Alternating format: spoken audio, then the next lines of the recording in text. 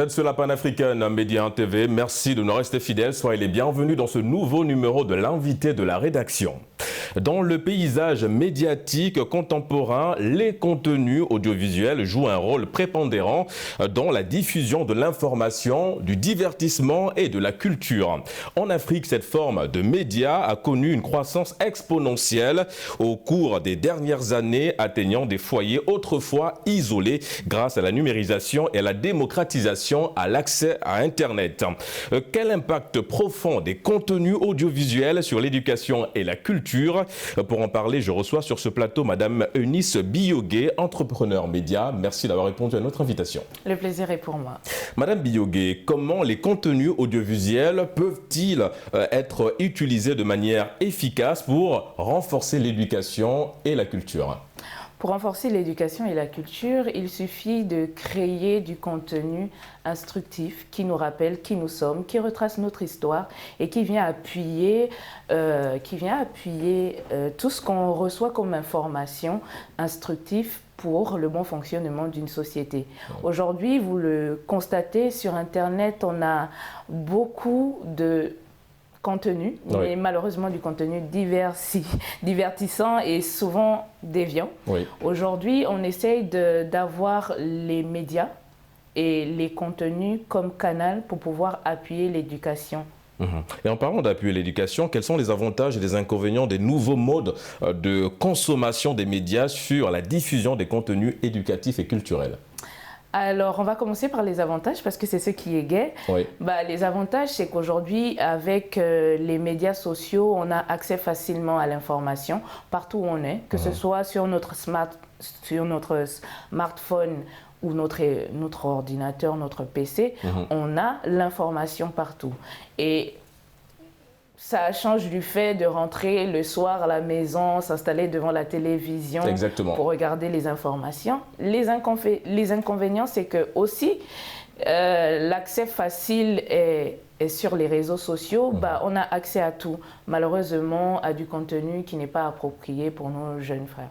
Vous êtes à la tête d'un projet axé justement sur ce combat-là, ce beau combat, on a envie de le dire. D'où vous est venue l'idée d'un tel projet et depuis quand le lancement, on va le dire, officiel a commencé un petit peu à germer dans votre tête? Alors, l'idée du projet est venue simplement de l'observation de la société. Moi, j'observe beaucoup les jeunes, j'observe leur façon de développer et aussi de communiquer. Donc, à travers tout ce que j'ai pu constater, et j'ai un petit garçon, on sait très bien que les enfants aujourd'hui sont friands d'écran. Donc, comment ils consomment influe sur leur comportement. Et aujourd'hui, on constate que malheureusement, il y a beaucoup d'importations, importations de culture, importations de langage. Et tout ceci, nos jeunes l'adoptent. Pour contrecarrer ceci, on peut avoir du contenu sur Internet qui est instructif, du contenu qui va nous rappeler notre histoire, qui va rappeler qui nous sommes, qui va revoir nos bases et ainsi on pourra avoir en fait une influence positive sur ce que consomment tous les téléspectateurs, que ce soit à la télévision traditionnelle, mais aussi sur les réseaux sociaux. Justement, et quelles sont les armes que vous avez aujourd'hui en votre possession pour, on va dire, essayer de gagner cette guerre, si on peut le qualifier ainsi? Alors, Eunice Biyogué et son équipe n'a pas forcément toutes les armes, mais on va utiliser les mêmes armes pour combattre le phénomène, les réseaux sociaux. Alors, aujourd'hui, on essaye de révolutionner la télévision. Moi, avant de monter ce projet, j'ai fait un sondage avec des amis qui sont dans différents pays africains francophones et je leur demandais, est-ce que vous regardez la télévision ? Et la réponse était sans appel.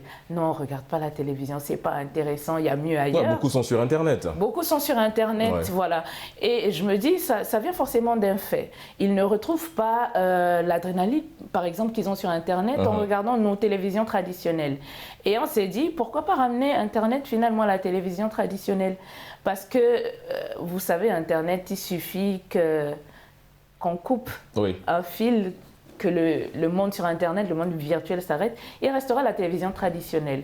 Donc on s'est dit qu'on va créer des contenus adaptés autant à la télévision traditionnelle, mais aux réseaux sociaux, en utilisant les mêmes formes. Voilà, avoir du contenu moins conventionnel, un peu plus décontracté, et puis on aura peut-être la possibilité de ramener tous les téléspectateurs à la maison. Est-ce que quelque part, il n'y a pas un risque, parce qu'on rappelle que le format sur Internet n'est pas très long, ce sont des formats très courts. Est-ce que quelque part aussi ça réveille en nous l'exercice du choix, c'est-à-dire de la synthétisation, être un peu plus précis et concis dans ce qu'on veut donner sur Internet? Exactement. Après, on peut toujours avoir le modèle de plateau spécial pour un sujet bien spécifique, ouais. Mais aujourd'hui, le modèle de consommation est speed, comme la vie d'ailleurs. On se réveille le matin, on a 1000 choses à faire, on va peut-être plus consacrer autant de temps à une émission télé comme on le faisait il y a 10 ans ou 20 ans. Aujourd'hui, il faut bien que la télévision traditionnelle se conforme aussi au nouveau mode de consommation des téléspectateurs.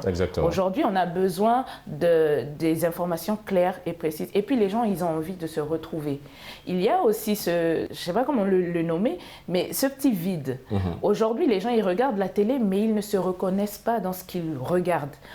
Aujourd'hui, on a le devoir de pouvoir dire aux gens qui ils sont, devoir éduquer selon peut-être le retour aux sources, parce que finalement, c'est qui nous sommes. Donc, il y a ce tout-là, ce cocktail qui va faire de nos télévisions, voilà, une télévision du futur. Parce que c'est comme ça que les Chinois fonctionnent, c'est comme ça que les Européens fonctionnent, c'est comme ça que le monde entier fonctionne. Vous parlez de retour aux sources, Madame Biyogué. Justement, vous avez un projet. Il paraît que c'est un concept d'émission. Effectivement, parlez-nous un petit peu de ce concept d'émission. Quelles sont les informations qu'on retrouve ?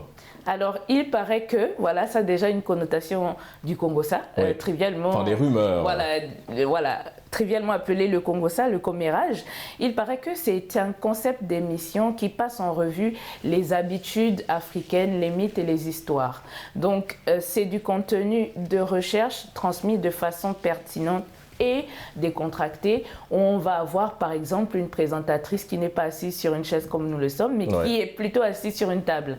Donc là, ça va directement réveiller la curiosité du téléspectateur et derrière, il va consommer beaucoup d'informations instructives et culturelles.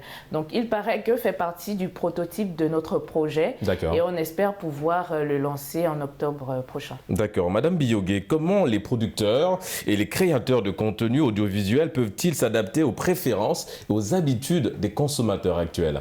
Déjà, on a beaucoup d'influenceurs et de créateurs de contenu en Afrique francophone.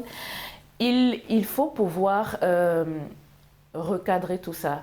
Je pense qu'un créateur de contenu et un influenceur doit avoir une ligne éditoriale qui répond quand même aux besoins du consommateur, donc de celui qui s'abonne à sa page. Et aujourd'hui, on va prendre le cas du Sénégal. Au Sénégal, on a une façon de voir les choses, une manière de faire. C'est un comportement sociétal dont l'influenceur ou le créateur de contenu doit prendre en compte. On peut faire rire, on peut faire des clashs, mais il faut pouvoir joindre l'utile à l'agréable. On n'influence pas pour influencer, on ne crée pas des contenus pour créer des contenus. Il y a un temps pour rigoler, il y a un temps pour informer, il y a un temps pour se fâcher, oui, parce que ça fait partie du quotidien. Mais il faut garder en ligne de mire que ce qu'on apporte doit être positif et instructif pour autrui. Madame Biyogué, vous êtes également journaliste, rappelons-le au passage. Comment justement les télévisions dites classiques peuvent effectivement joindre, on va dire, apporter leur pierre à l'édifice pour essayer un petit peu de mettre en valeur, en lumière, l'éducation et la promotion grâce au contenu audiovisuel? Il faut que les télévisions traditionnelles se conforment. On est dans un modèle de consommation qui a totalement changé. On a envie de faire les conservateurs, mais malheureusement, tout va très vite. On a aujourd'hui la possibilité de ramener Internet à la télévision traditionnelle pour regagner le téléspectateur. On a la possibilité de créer du contenu pertinent, instructif, mais qui est donné de façon décontractée. Et parlons du cas du Gabon, votre pays. Est-ce que justement ces télévisions-là sont ouvertes à l'idée de ramener justement Internet sur la télé? Exactement. Moi, je travaille à la première chaîne de télévision gabonaise, Gabon Première.